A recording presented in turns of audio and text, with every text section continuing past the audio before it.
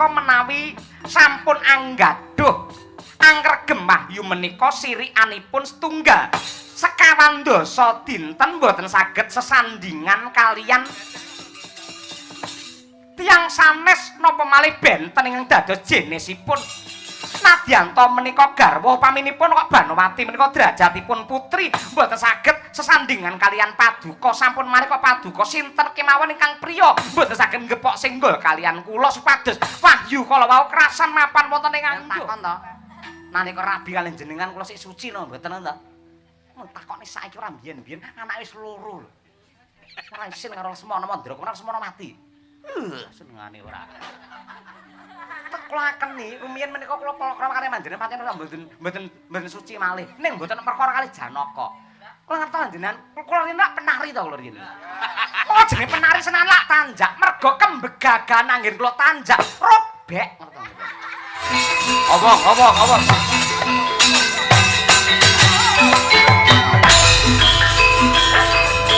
oh Janaka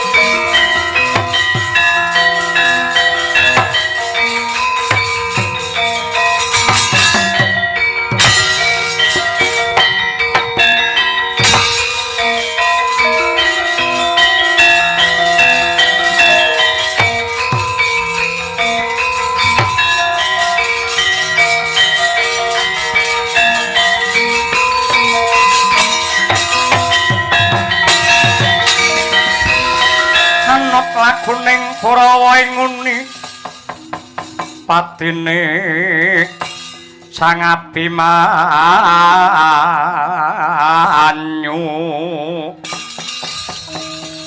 kena ing citra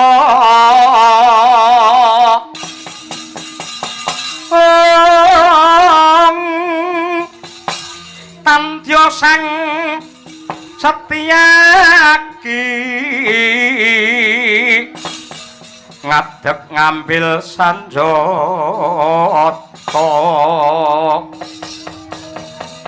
saruswa mentang langkap Burisrawa pinana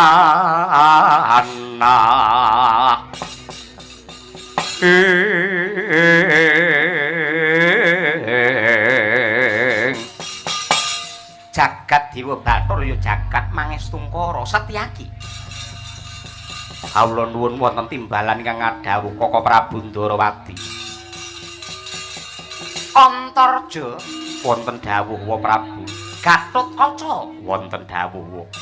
Antasena piye Pakde? Wis cetha lamun tori palungguhan iki para pepundhenmu. Ya kuwi wong Jodipati Siwerkudara. Klawan pamanmu Arjuna. Miwah pendhita Kendali Sada ya kuwi Penemban Anoman. Mlebu ana sajroning wana Palasara sing wigati anyadang sarta anyadong nurbuating Gusti kanugrahaning pangeran ingkang wujute wahyu.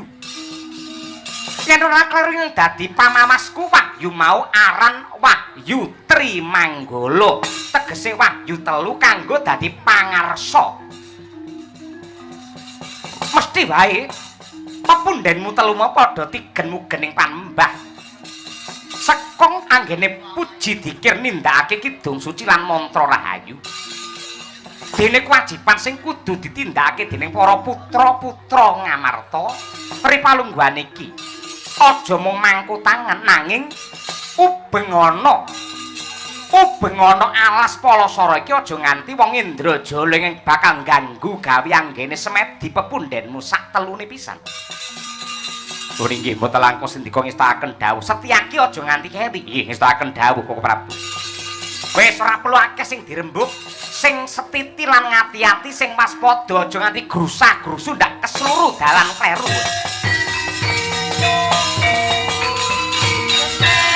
Kala narpa kresna tan tulus hanya kroring Prasiwara Jahnawi Sukma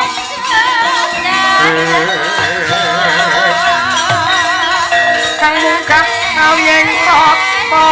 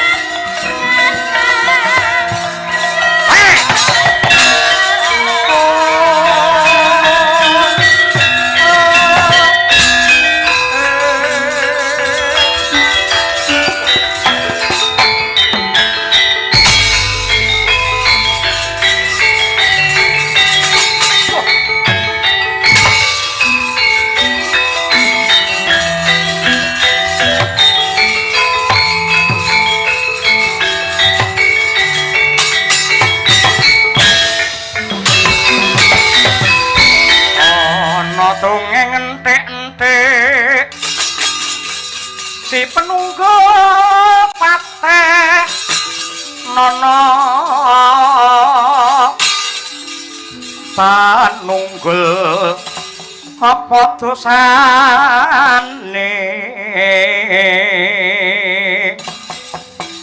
dosa ngungkuli sesama aja di ndak kewalat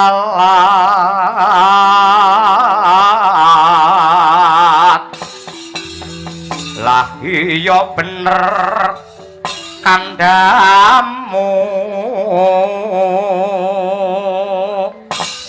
lali sumber kanthi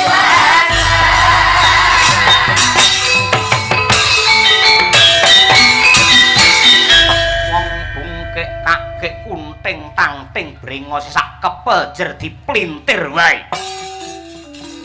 Aja nganti kowe mati tanpa aran ngaku sapa kowe.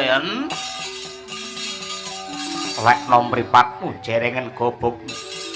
Satriya lisan pura. Iki Raden Setyaki ya Raden Sencaki. Dampyak-dampyak barisan saka ngendi? Muri saka negara Ngawiat. Kesete sesembahanku Prabu Dewa Kumara Kumandan Garba kang dadi aranku.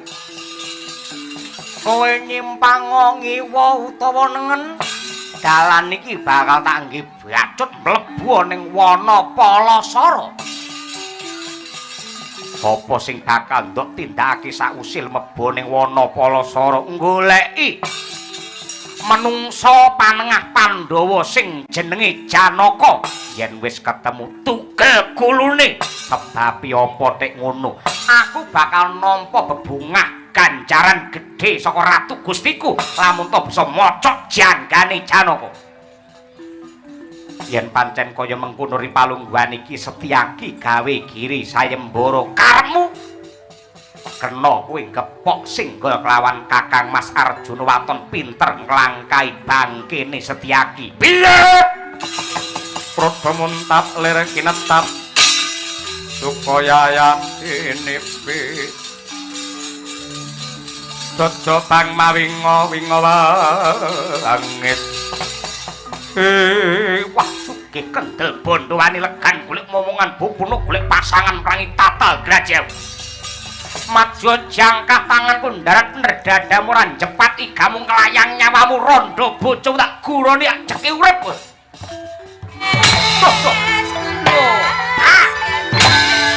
Ya. Weh.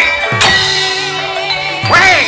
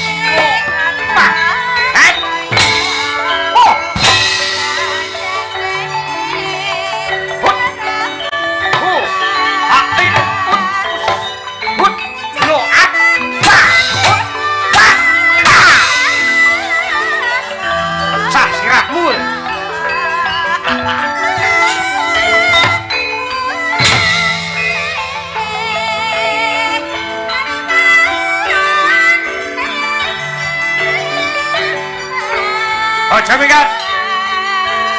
Oh. Oh. Ah. Oh. Oh. Ah. Lo ah. Lo lo ah ah. Oh ah oh ah oh ah.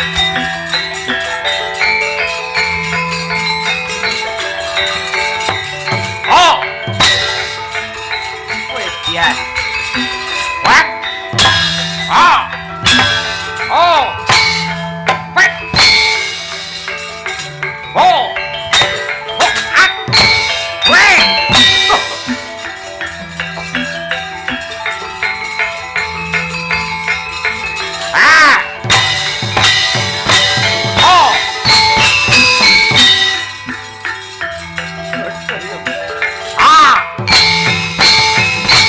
Oh. Mati aku lo. Ah. Oh.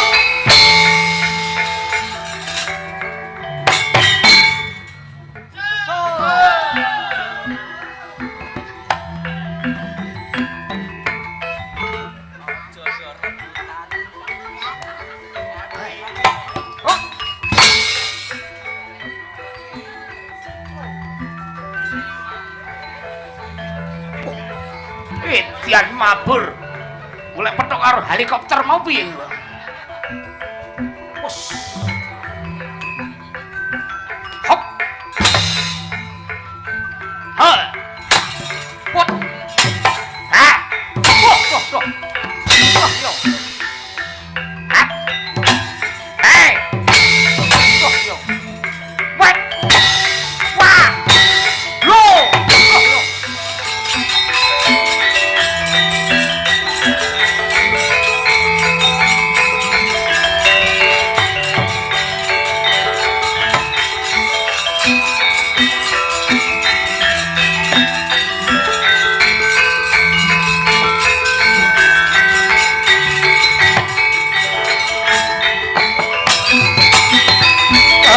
Nyogo ngalubur pasar kakak warnanipun Kanjeng Sri Narapati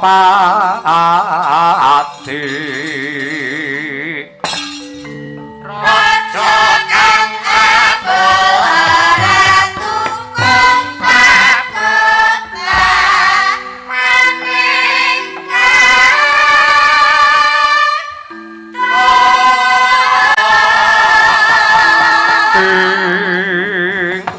kumpak ora patut babar pisan Wadyabala saka negara Ngawiyat.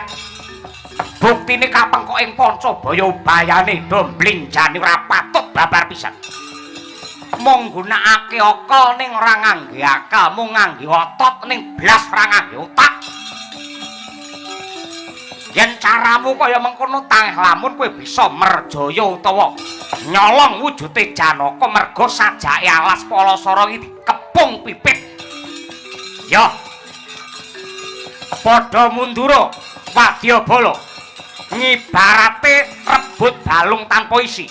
Aku sing bakal ngambah dirgantara matek aji panglimunan. Hak golekane dhewe jarak. Boponge ripal kowe aturke malah sembahku Bapa Durna.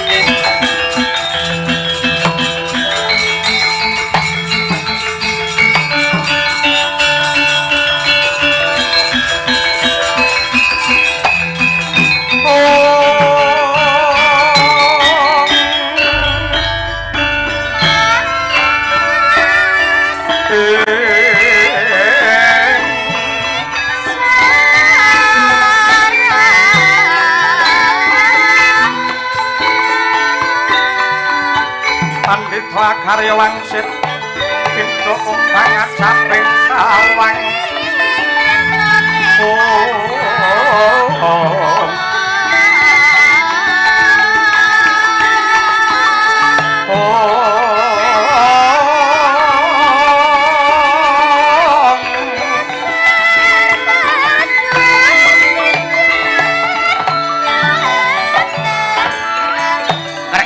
berkenjang pak tong waru doyong selire buntute atel kater Hanuman kawan Werkudara apa dene Arjuna ulun ingkang tedhak ana ing wana Palasara kene nun inggih pukulun Sang Hyang Narada sembah pangabekti kula mawan tuan tuwa kunjuk basaku katur marang kakek Narada. Sungkem kula katur Ulun. Ya ya. Nak tampa gawe bombonging rasa Wruhanana merga wis ndok tuku sarana laku. Anggen wangi dep marang Nurbuating Gusti kanugrahaning pangeran ripalungguhan iki nyibarate wong nandur jeneng kita wis munduh. Ana wahyu cacahe loro panunggalaning wahyu Trimanggala. Mongko Trimanggala ki tegese wahyu telu ingkang mongko dadi pengarep utawa dadi pangarsa becik wahyune kapanditan, wahyune kaprajuritan apa dene wahyune Wiji Ratu. Lan ripalungguhan iki wahyune kapanditan wis tetunggalan kelawan Anoman ewa dene wahyune kaprajuritan wis tunggal jiwa kelawan Si Werkudara. Ewa dene ingkang sinebut wahyu Wiji Ratu wis tinampa dening garwa Ratu Ngastina ya kuwi Dewi Banawati. Janaka aja gelo aja kuciwa. Kepeksa ripalungguhan iki jeneng kita durung antuk wahyu Arjuna.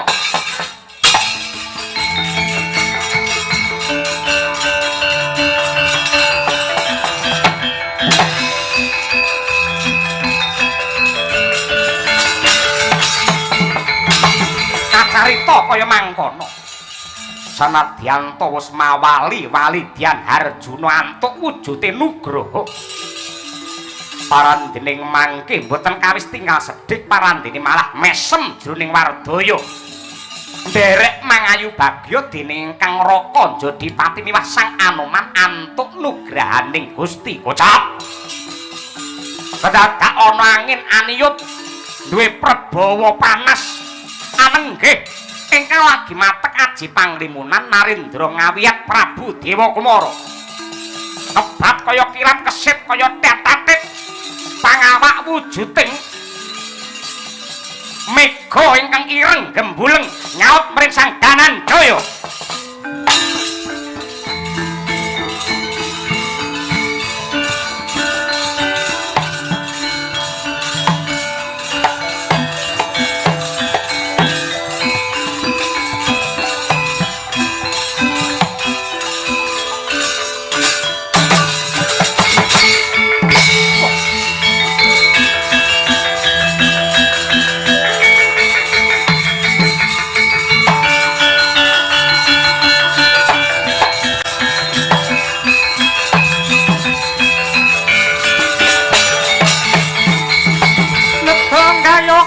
Kono Sira Ramandaya pati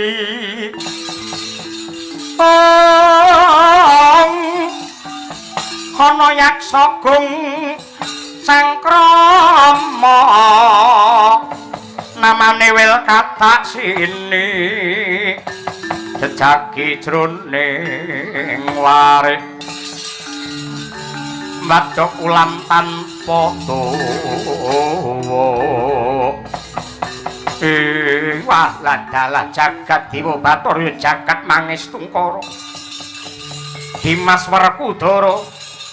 Wah Anoman kakang kuwi kudune pun kakang lan siadi marem tentrem rasane merga wis antuk Nurbuating Gusti wujude wahyu Trimanggala.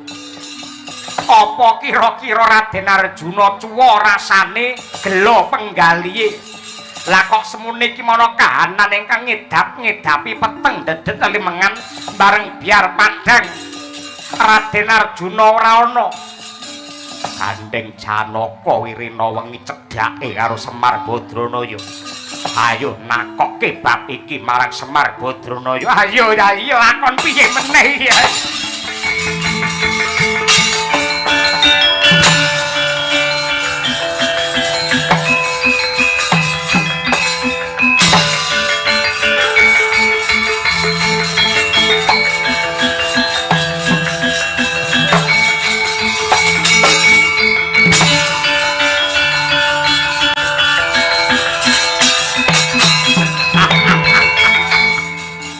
Kowe bakal tak pateni Janaka. Mara gagi aku patenana. yogene ora ketok jiwa satriyamu. Yektine menungsa kuwi kudu empan-papan. Kudu weruh marang kahanan yen pancen kanggo marming rasamu aku kudu mati mara gage patenono. Kowe tik njaluk mati. Mergo urip ana donya yektine mung ngenteni timbalane Gusti. Yen piniji sewanci-wanci aja nganti mujiwani. Ndaki tembungmu. Yen mati neng kene ora nek sing nekseni. Guruku men meragawa ning Astina.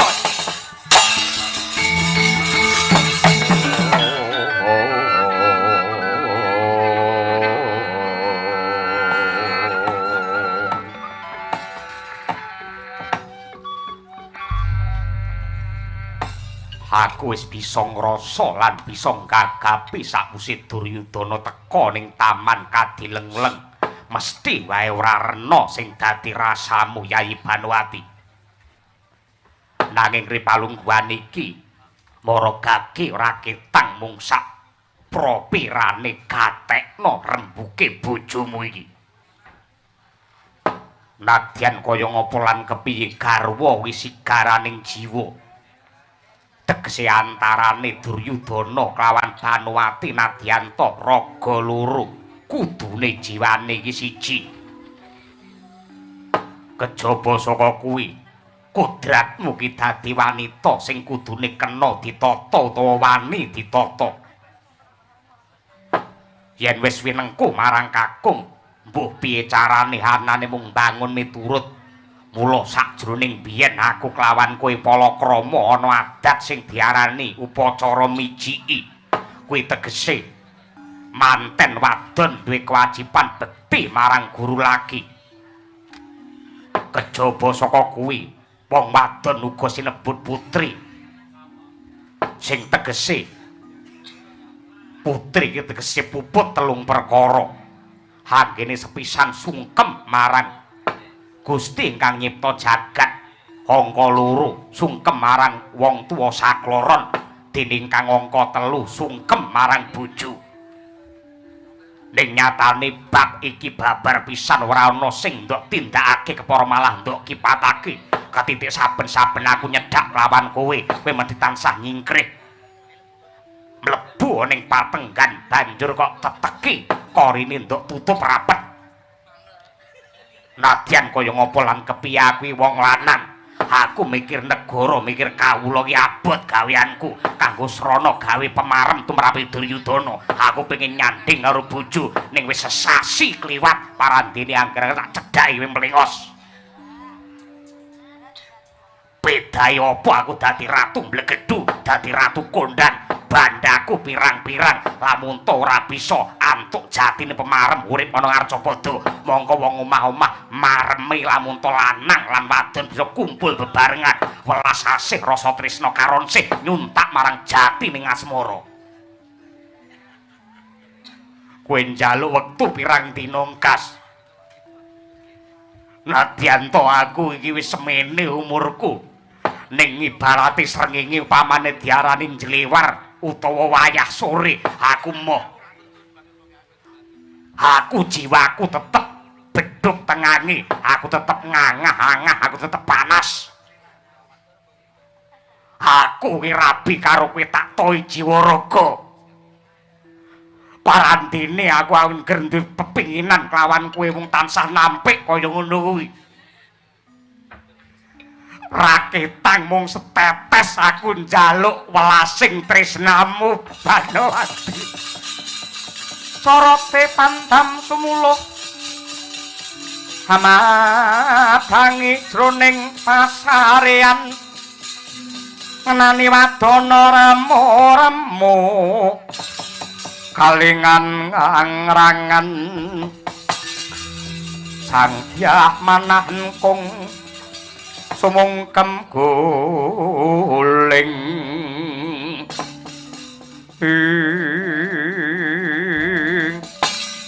kawula nuwun sewu sinuwun Prabu Duryudana sampun ngantos kaduk ati bela panampa anggenipun anggagapi dumateng lekas kula ingkang kados mekaten.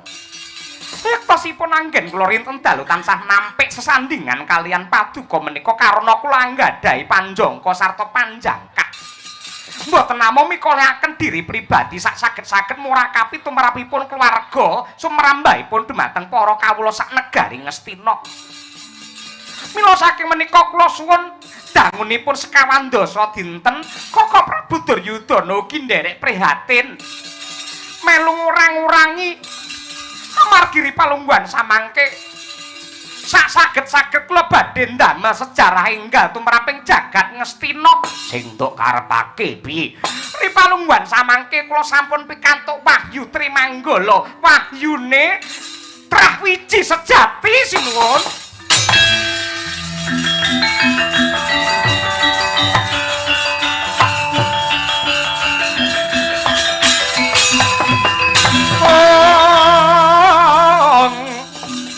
Wanodya Utama ngambara ruming kusuma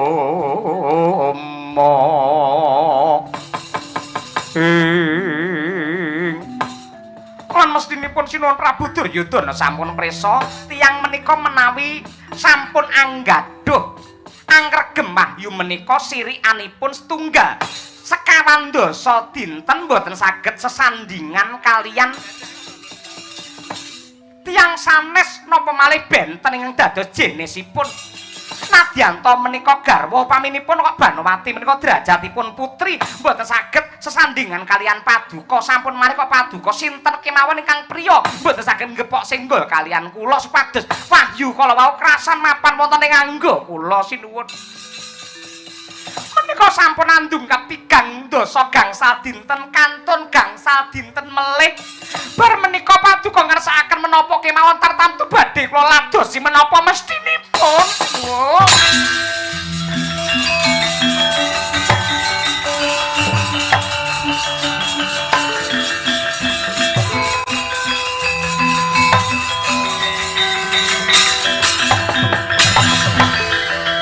Wahyu tumrape Duryudana ora ana gunane.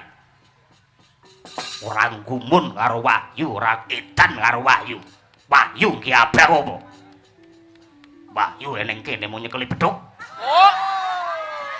Kowe luput. Kantun gangsal dinten. Ora peduli pedahe apa entuk wahyu lamun to aku ora iso nyenggol kowe. Wahyune minggat ya ora apa-apa waton aku iso ngeloni kowe. Ya.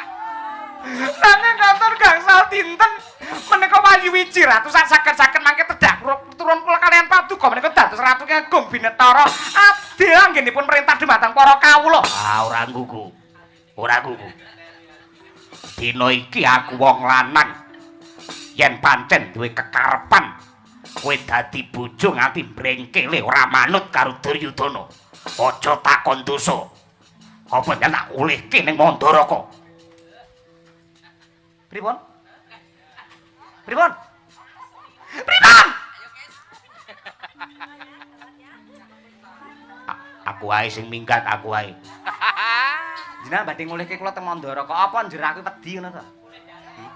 Apa kula wedi? Ngendel-ngendelake. Nadyan tem Banowati iki tilasane Duryudana nuwun sewu. Kula niki pamane nyambut gawe nggih saged. Arep nyambut gawe apa? Buka salon. Angger apa ngancam karo wong wedok, apa ngancam karo wong wedok. Apa-apa golek menangi dhewe berkutu karepe. Alah. Nek aku kangen karo kowe. Kangen apa? Mari nyempet 5 dina ora kuat. Napa tumbas mawon jenengan? Lah. Oke. Olahraga timang tumbas.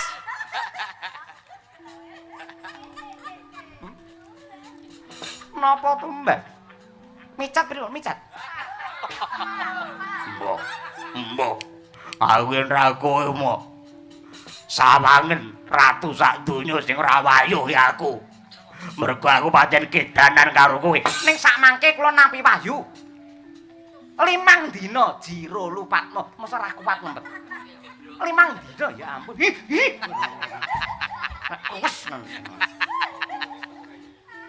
Kaya ngene ya. Kula nampi wahyu. Ora gumun wahyu. Sik. Kowe edan wahyu. Kowe gumun karo wahyu. Men kaya Janaka. Kowe pengen kaya Janaka. Mergo ning atimu sing ana dudu Duryudana ning Janaka. Yen pancen kowe pengin kaya Janaka, pengin sandingan karo Janaka, kono tak sawang yen perlu aku sing ngamera. Dilatono tungkake Janaka. Sampeyan iki ngomong apa?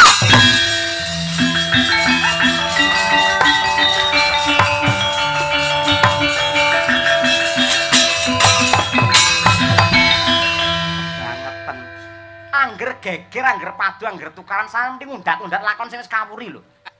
Lho pancen kula akeni kuwi tak gandeng kalian Permadi kula ngakeni. Nonton Lodro keteprak kula karo Janaka riyen niku. Ya sing sampun sumpah prasetyo ora apa-apa, mbiyen karo Janaka ora apa-apa, sing penting saiki karo aku jare ngono. Biyen yo biyen saiki kok mbek-mbek roti. Senengane iso sore tempe dele ora. Sane kersa jenengan pripun? Mboten pripun ora? Jujur. Nalika kowe rabi karo aku janjane isih suci apa ora? Ngomong apa? Ngomong apa?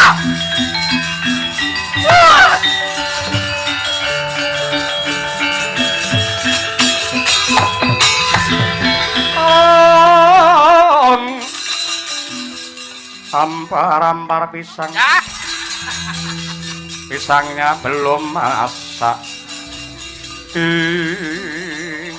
Bab niku nembe mang takoke sakniki ora biyen-biyen iki karep jenengane pripun? Jangan takon to. Nalika rabi kalian jenengan kula sik suci no mboten to. Takokne saiki ora biyen-biyen anake wis loro lho. Ora isin karo Lesmana Mandra, ora Lesmana mati. Senengane ora. Kula akeni rumiyin menika kula palakrama kali manjenengan pancen ora mboten suci malih. Ning mboten perkara kali Janaka. Kula ngertos jenengan, kula riyen penari to kula riyen. Kula jenenge penari senan lak tanjak, mergo kembegagan anggen kula tanjak robek ngertos.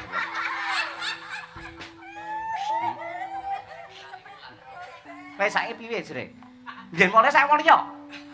Senengane ngundak-undak karo lakon sing kawuri. Ora entek, ora tau mikir negara, mikir bangun ndopo. Masane saya gede suaramu. Nesu kula tri kromong ngeten iki.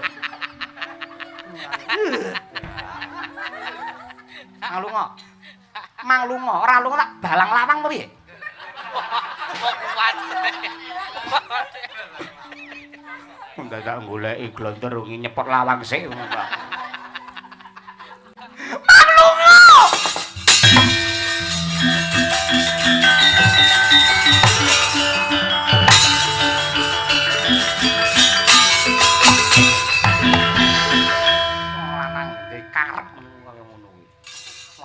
Penging ra kena dikendhaleni, ra kena disemayani. Mulai ora apal karo watake Duryudana. Dhewe karep kaya ya tandangi tenan celkutik. Nyuk.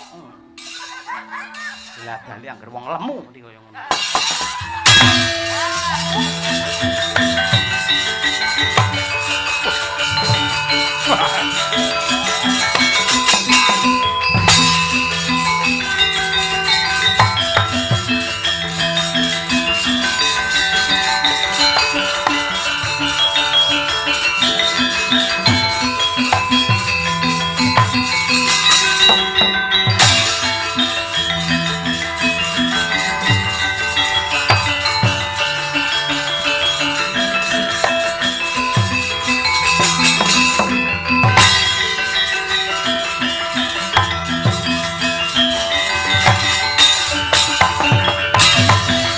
Abangmu padha warantena becik besok amendemo Paris kang prayitna Iwa Saranta wonging Dwarawati tinumpes panikwa Pandhawa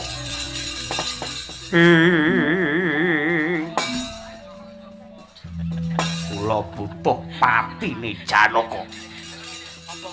Kangeh lamun kula saged atut runtut runtungan nganti kaken ninen-ninen kalian Banowati yen Janaka durung mudhar. Kula sampun matur kaliyan ingkang Bapa Sukalima nggih lan ingkang Bapa Sukalima sumanggem nyagahi badhe merjaya dumateng Raden Arjuna. Buktinipun menapa? Kula sampeyan utusan dumateng siswa kula nenggih Prabu Dewa Kumara supados merjaya dumateng Arjuna. Nanti kapan? Yen nganti kentong subuh Janaka durung mati, Bapa Dura sing kula gantung wonten alun-alun.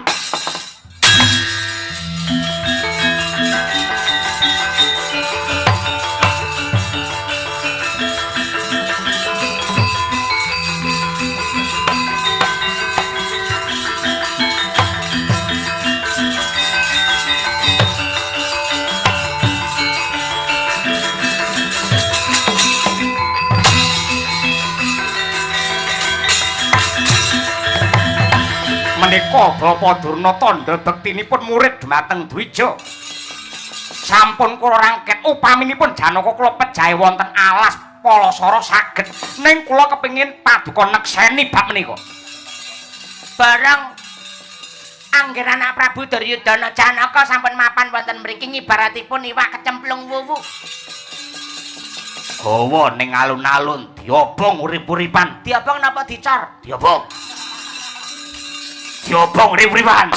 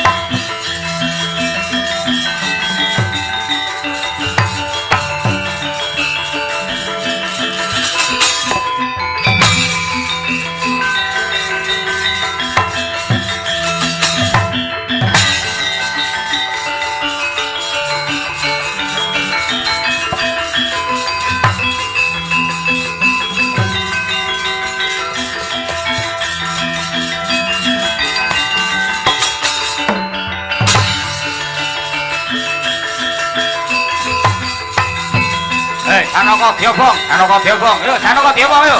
Diobong yo yo. Janaka diobong.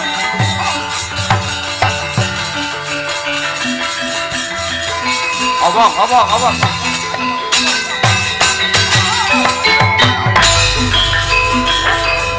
Oh, Janaka obong, Janaka obong yo, Janaka obong, obong. Janaka obong, oh. Dadi amu kowe.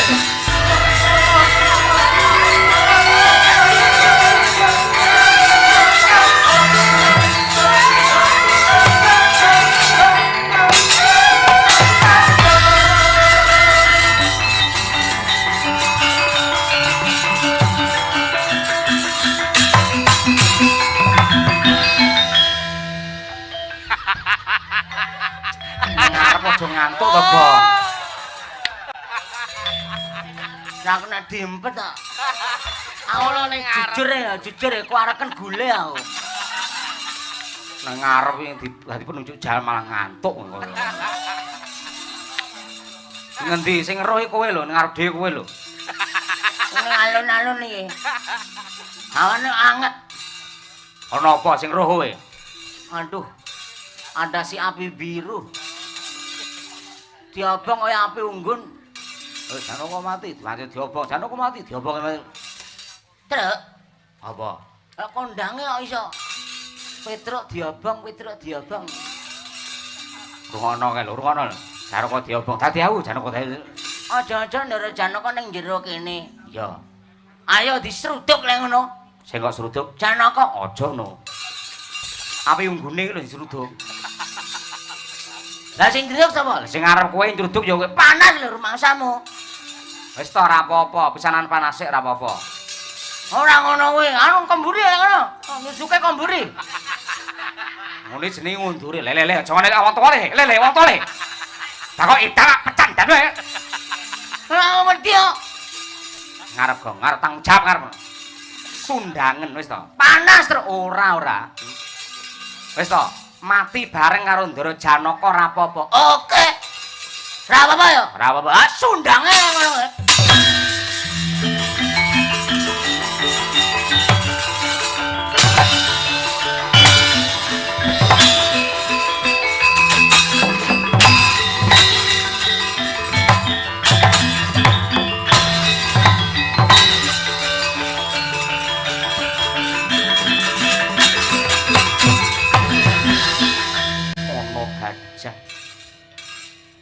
sing weh pitulungan marang Arjuna. Kowe gajah sapa? Taken kalih kula nami kula Gajah Gigolo. Binggolo. Golo ndas musak. Tak ngantuk omong kleru. Karo. Kali. Matur nuwun. Nggih, sami-sami.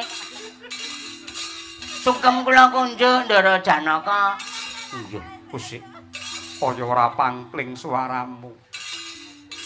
Kowe kaya suarane abdiku Panakawan. Sapa? Panakawanku anak Semar. Lah ya sapa?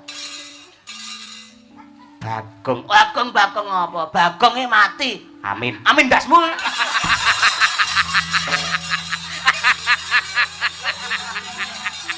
Petruk ana wong banyak diamini kucluk. Gajah Binggolo aku matur nuwun. Mang nyingkre.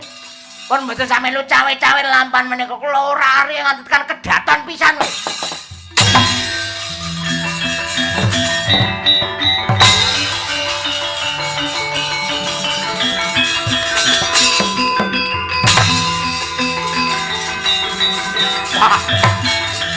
Hey! Wait! Wah! Wait!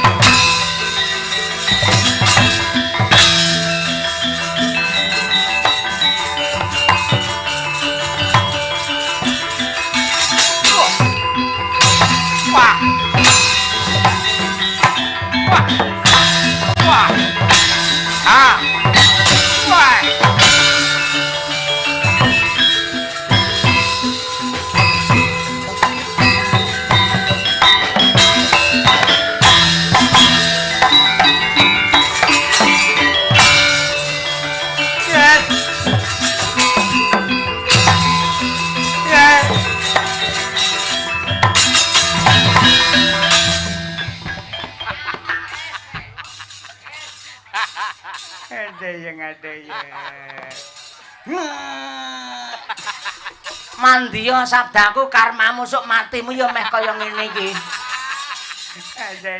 Pate julek hari suman hari sengkuni.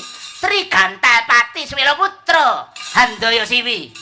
Ora nggih Handaya ngawut lho. Ayo rasane sing ngicuk-ngicuki dridane kelakuane kaya ngene kowe. Duduten gadingmu iki lara biat lho. Lara biat. Ora senengane. Etan ala kowe arep ngopo? Ngapa piye? Duryudana ndi kon maju rene. Kon cincing sak wedokane.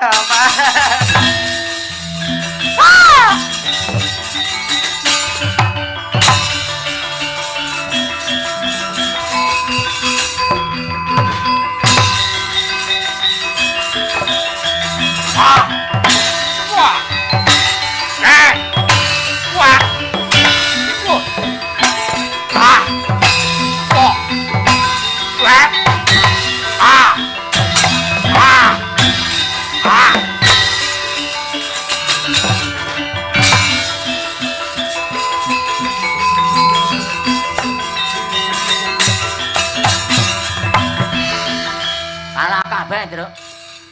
Ayo. Monggur mulu anu musuh jaran sirkus e kalah, Dek. Ayo. Kowe iso dolanan bal? Iso. Ora mung bal susu e iso. Lek omong aja elek-elek ngono isin-isine ora. Ah piye ngene iki diriwangi gareng turu to, meneng ae kan mau. Deng, masalah penekan ning lemari nyapa to iki? Aku itu gak penekan kaya ngene lho. Piye iki? Lah kowe setuju ayo saiki ae mlebu ning kedaton. Ngendi? Ning leng-leng ramyane Kang. Kadilengleng. Oh iya. Ning kono nek Banuwati to. Kae janjaran teji kulite merusuh kaya susu kok. Lah ngopo adikku gajah? Gajah nang gading kok. Mlebu ana momone kesempatan kaya ngene ora arek pisan iki. Ngestina ari palung. Oke. Yo.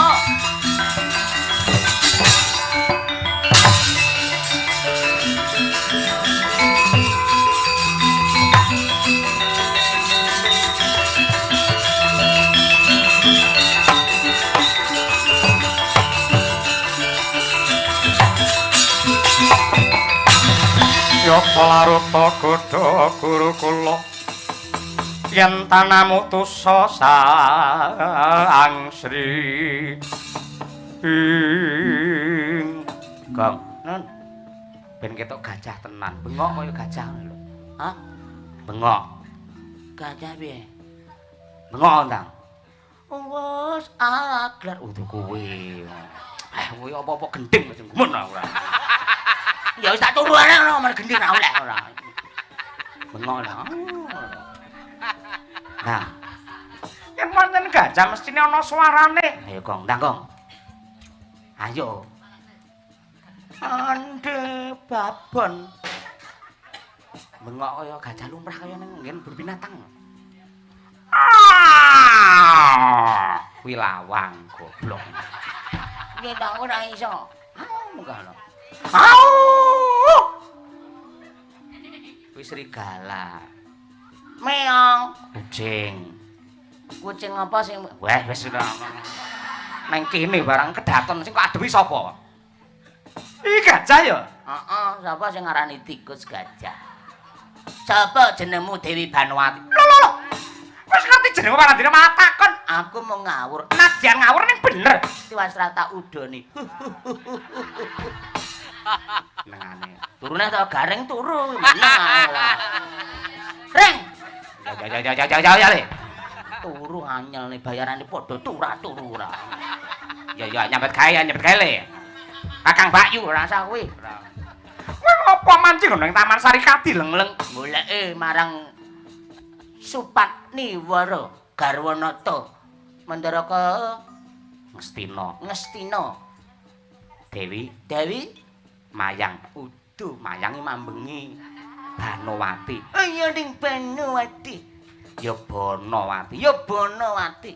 ya Tanuwati Tanu apa Panu? Tanuwati Tanuwati. lha wing atase gajah kok iso guneman Ya iso mergo ngemut radio. batu ono wae Ri palungguhan iki aku mbedah negara Ngastina. Mengko sing jenenge mbedah praja Bandara Tumbayong Putri. Putri Ngastina ora ana liya kejaba kowe. Tan wurung bakal amarem entuk jatining pemarem. Sawangen iki gadingku lho kaya ngene. Sawangen. Duryudana mesti selayu gadinge. Aku kaya rembukan apa? Rembukan apa? Rudha paripesaya, Tru. Ayo reng tu. Tangi to. Ya Kakang Bakyu. Ayo bruwi bareng. Aku mau.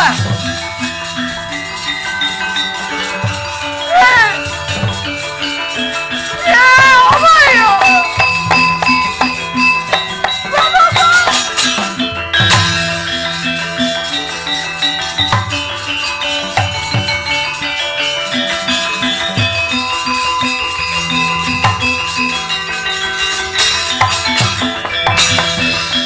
Lumajar kapiandhem Dewi Bonowati merga saka ajriying ngrangkul dumateng Sang Janaka mangka wong entuk wahyu ora kena gepok singgol mring priya payuncat wahyu wiji sejati panjing mring Sang Arjuna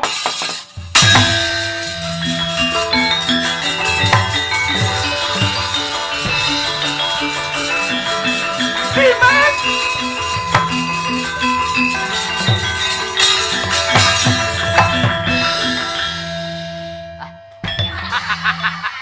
rasa kopro mumet lho gong ora senengan. Bene lek ora ono garing turu terus. Reng. Seneng amat. Toh. Aku nyeluk tulung Dimas. Inggih ning sampun ngantos ninggul dumateng kula. Lah sebabe apa? Mboten amargi kula kalian panjenengan menika sampun benten paduka sampun winengku dening kakung. Kula benten kalian rumiyin mangke ndak malah dados dosa. Suci joh kowe iki senenganmu ora. Mboten mekaten, mboten nyuwun pangapunten Kakang Mbak. Iki lho ngrangkula gading kowe lho ora apa-apa. Apa awake iki watal aja buntut, Reng. Tanginya ya tulung, Reng. Tulung tangi karis prapat jam iki lho. Toh. Aku tulung ngono. Dimas Arjuna aku tulung ngono. Sebabipun menapa? Ana gajah. Gajah Sinet muriku iki. Mang nyingkir. Alah nyingkir. Aja ninggol. Ninggol ora. Bus. Gajah. Alah. Dodo. Gajah iki binatang sing paling jujur. Tira. Lek liyane ora jujur. Upamane enak ya kuwi cap kaki 3 dibuka renek kaki 3-ne. Jadi kopi luwak dibuka renek luwak. Lek sarung cap gajah duduk dibuka enek tralin iki to. Reng, yajur ora. Katang barbar lele mbok wis omong ae ora. Sesuk awan sing mayang nel iki ora omong ae mesti. Senengane ora. Kuwi Badaro. Badan-badan piye? Tak gading pisan apa ya kowe? Badan-badane ora. Oh.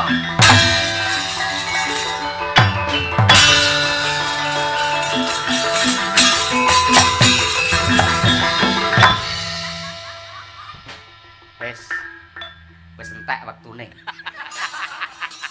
Halo, mepsa wis dipanasi. Salin. Dok.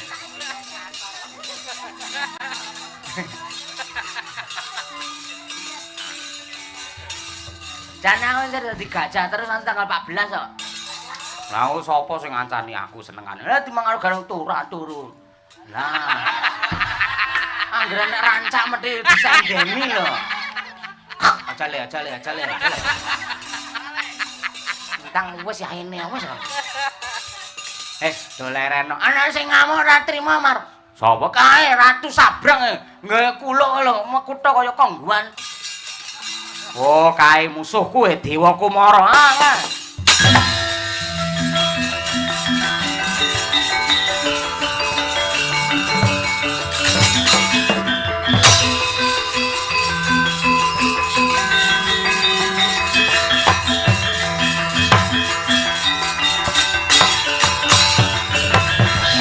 Kamu barang tak tindakake kanggo srana mateni Janaka. Timune akeh kang dadi rubeda. Sapa ki bulus iki? Semar Badranaya kuwi sapa? Dewa Kumara, endi Janaka? Kae momong aku yen ra trima musuhe Semar. Hilang nyawamu, bomku tampanana. Ah!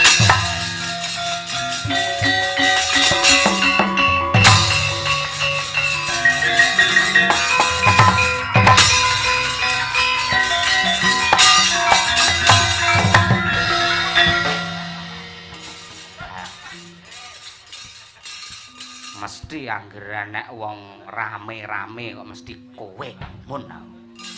Bola-bali. Kukumu kok sepidoli ben ngopo? Apa-apa gumun karo kowe. Nang kene sing enak aku karo kowe. Gareng turu ki wayahe kowe reng. Iki to. Pak. Apa? Mbak Lara. Tak idoni tenan kowe. Kari sithik. Turu ora. Bule, jenengan kudu matur wong kalih kula, bapak ambak wong tuwa niku yen ngerti sampean ngoten niku mesti ringas dheweke. Mergo iki wayahe aku randang barbar iki. Masalah. Gong, nun. Gareng, Gong. Nyapa? Bubuk neh. Ya ampun. Golekno semen tak corin ning kene. Aja lek ora. Nanti Mas Gareng. Alah timbang dilokne sampe tak nang bis mlebu bis aku. Ora melu mangan. Oh, enek to? Eneng no ora. Lah. Ora apa-apa, jane aku sik wareg. Eneng mangane. Separohe no.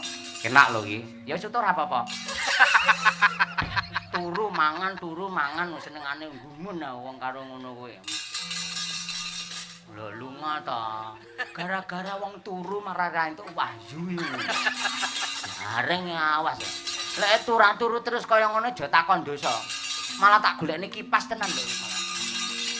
Iki wahyune ditampa karo Anoman entuk wahyu kapanditan. Werku Dara entuk wahyu sing jenenge wahyu kaprajuritan Ndara Janaka entuk wahyu wiji sejati panunggalaning Trimanggala tegesipun lelampan dalem menika sampun paripurna.